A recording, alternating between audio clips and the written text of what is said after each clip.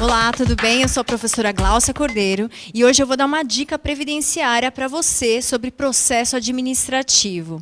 Então, o processo administrativo, ele tem toda uma formatação, tem todas umas fases de desenvolvimento do processo administrativo. Então, a gente tem a fase inicial, depois a gente tem a fase instrutória, temos a fase decisória e a fase recursal. Então, são esses os caminhos de percurso que a gente vai transcorrer para chegar, então, à finalidade do processo administrativo, que é o requerimento, né? A gente inicia, então, com o requerimento administrativo e vai, então, para a concessão desse benefício, né? Então, a fase inicial, basicamente, se inicia a partir do momento que o segurado agenda.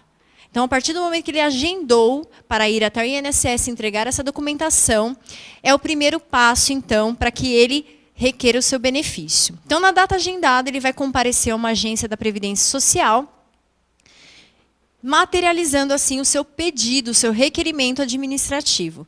Nessa fase inicial, nós temos que requerer as provas que a gente pretende demonstrar aquele direito. Então, trazer toda a documentação e outras provas que a gente pode pedir também. Então, a fase instrutória nada mais é do que a fase de juntar as provas e pedir as provas. Então, na fase instrutória, o que a gente pode pedir? Por exemplo, para provar uma união estável, a gente pode pedir uma justificação administrativa. Então, sim, na esfera administrativa, você consegue produzir uma prova testemunhal.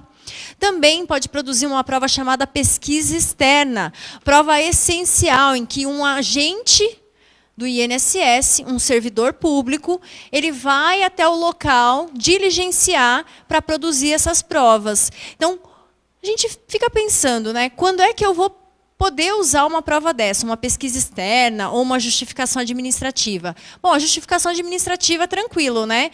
É levar as minhas testemunhas para trazer a verdade daqueles fatos. E a pesquisa externa, que está prevista lá no artigo 103 da IN 77? Ela se trata de uma diligência que o servidor vai fazer para demonstrar uma situação. Então, por exemplo, ir até uma empresa, né, para verificar uma situação, vamos supor, no caso de uma aposentadoria especial. No caso de se comprovar uma união estável, ir até o local onde as pessoas conviviam, para perguntar até para os vizinhos se aquela pessoa realmente era casada com a outra, ou vivia em união estável com a outra. Então, vejam que a pesquisa externa também vai ser um ponto específico aí de prova. Além disso, nós podemos pedir também outras provas, como oficiar um órgão, né? Principalmente quando é órgão público, a informação está com o órgão público, oficiar também uma outra entidade privada, não teria problema nenhum. Então, são tipos de prova que vão ajudar a instruir um processo para fins da concessão daquele benefício. E depois nós temos o quê? A fase decisória, que é o momento em que será decidido se será concedido ou não aquele benefício ao segurado.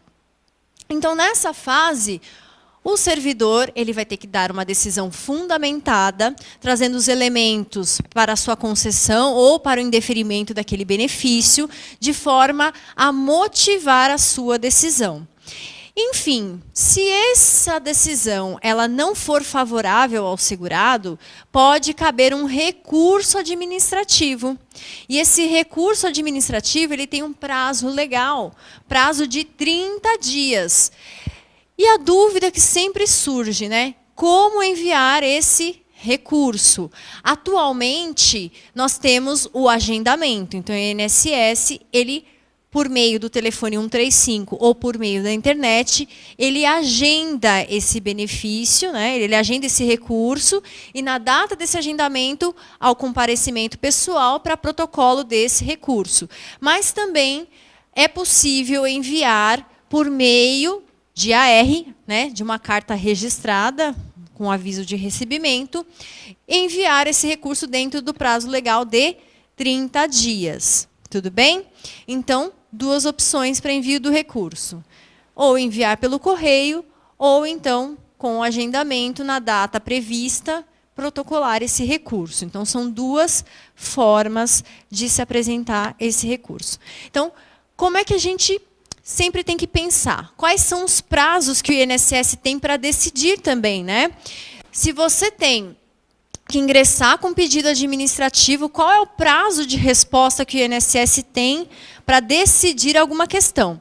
Então, veja bem, o prazo legal são 30 dias, podendo prorrogar esse prazo por mais 30 dias.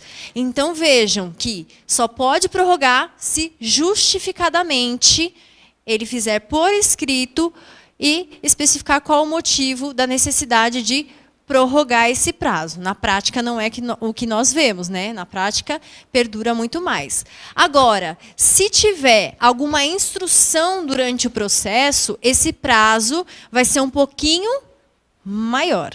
Tudo bem? Então, em caso de produção de uma diligência, se você tiver que produzir uma prova, fazer uma justificação administrativa, ou produzir uma pesquisa externa, nesse caso, é impossível concluir os atos em 30 dias. Né? Então, pode ser um pouquinho mais alongado. Então, o prazo, 30 dias para o INSS responder, e o prazo para pagamento são 45 dias. Tá? Então, guarda essa diferença. Então, são 30 dias para prática do ato e 45 dias para o pagamento do benefício. E para o recurso, também são 30 dias. Então, quando eu interpus o recurso, o INSS também tem um prazo para contrarrazões, que também são 30 dias. Então, bom, a gente viu uma geral aqui do processo administrativo. Nós temos, então, a fase inicial, que vai ser startada aí pelo requerimento administrativo, que já se inicia com um agendamento. A fase instrutória, que é a fase própria para se provar. Então, eu vou trazer todos os elementos de prova aqui. Na fase decisória, eu tenho a decisão do INSS com os motivos que ensejaram o deferimento ou o indeferimento. E nós temos aqui na fase recursal o prazo, então, para demonstrar os nossos motivos para a reforma daquela decisão. O que é importante, então? Agora fica a última diquinha aí para vocês. Quando você for fazer um recurso administrativo, será que você pode juntar documentos novos na fase recursal? Então, fica aí a dica para você. Pode sim. Então, na fase recursal também é permitido juntar documentos novos. Então, se você tiver documentos novos, junte. A fundamentação está lá no artigo 537, no parágrafo 2º e 3º da IN 77. Então, é possível, sim, juntar documentos na fase recursal. Outro elemento importante, se você está trazendo novos elementos, você pode pedir, inclusive, abrindo uma preliminar no seu recurso, indicando que é possível que seja feita a reanálise daquela decisão com base nesses documentos novos.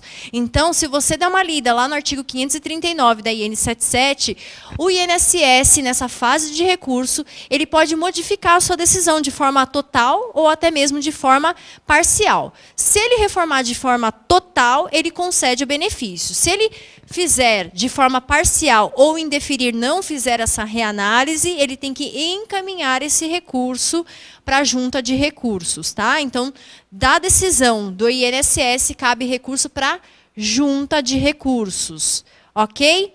Então, anota aí. Pode pedir a reanálise, então, se você juntar documentos novos ou se tiver alguma questão que não foi apreciada pelo INSS quando ele decidiu daquele benefício. Ok? Então, essa é a minha dica de hoje e eu volto com mais dicas para vocês. Tchau, tchau.